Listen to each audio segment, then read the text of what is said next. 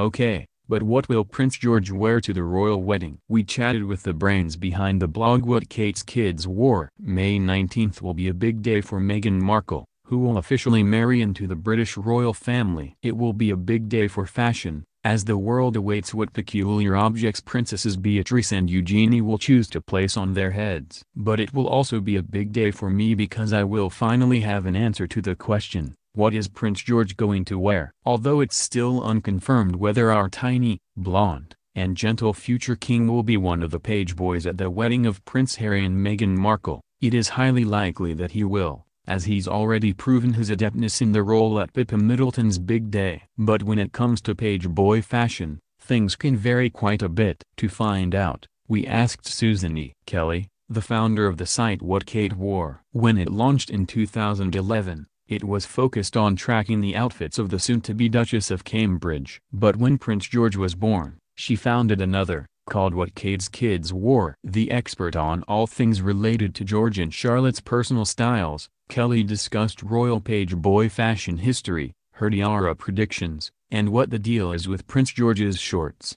So what do you think Prince George will wear to the royal wedding? The boys are tougher because over the years there have just been some really different things. At Sophie, Countess of Wessex, and Prince Edward's wedding, the boys wore tiny versions of Order of the Garter robes. These boys were in velvet capes with ermine trim and plumed hats with ostrich feathers. I think Meghan and Harry in particular will not want cringeworthy photos 10 or 50 years from now. We've had sailor suits. There are those pictures of William in a sailor suit. I don't think they'll go with a thematic approach. Even at Kate and William's wedding, the boys were in kind of miniature versions of Irish Guard officers' uniforms. I don't see Meghan and Harry doing the boys in a military-style uniform. And it's possible, they may not do the knickerbocker kind of breeches that we've seen at a number of weddings. It's possible they could just do a very simple suit. I think it will be lower key than what we see at a lot of upper-crust society weddings on either side of the pond. They're going to be lovely, they're just going to look terrific whatever they wear. But I don't think they'll be gaudy or showy or costumey.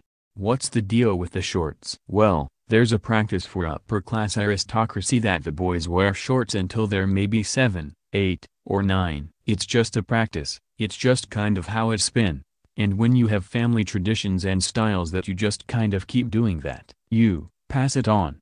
That's one thing that is really an eye-opener for people, at least on this side of the Atlantic. The other one has been the smocked clothing, particularly on George. It's arguably the most polarizing topic we've had on the site. The socks probably go with the shorts thing, like, it's pretty cold out, but you still have to wear shorts? Yeah. And then people started making excited comments when George switched from anklets to knee socks. What about Princess Charlotte? For the girls, I think we'll see something similar to what we saw at Pippa Middleton's wedding, a classic, timeless look. Probably with a full skirt. Maybe a Peter Pan collar or ruffle at the collar. Probably short sleeves, probably not sleeveless, just because of the venue and because of the weather. Maybe some smocking on the bodice. We may well see a sash or a bow in the back. And Kate? I would look for another bespoke McQueen piece. It's worked so well for her, and her relationship with the brand is so good. And I think they very much know her tastes and what she is comfortable in, which is so crucial. You don't want to be fussing or fidgeting. Another one could be Jenny Packham,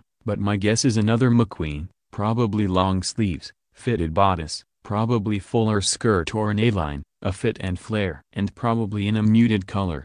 I think she's very sensitive to not wanting to steal the show, particularly at this type of situation. She wants the spotlight to shine on Meghan. And actually, this is one that I care about a lot. What do you expect to see from Beatrice and Eugenie's fascinators? I think we'll see some more Philip Tracy. They could be little cartoon characters on their own. Not the girls, but the hats. Okay, and obviously, what are your Meghan predictions? I have thought one of the dresses, probably the evening dress, will be by a smaller boutique heritage British brand. I think the other one could be Roland Murray because of her relationship. They've known each other a fairly long time. I don't think it's going to be Ralph and Russo. Obviously, I could be wrong. I'm wrong a lot, I'll tell you. But she's so hip to giving exposure to brands that I think she would probably say, okay, they got a lot of exposure from the engagement dress.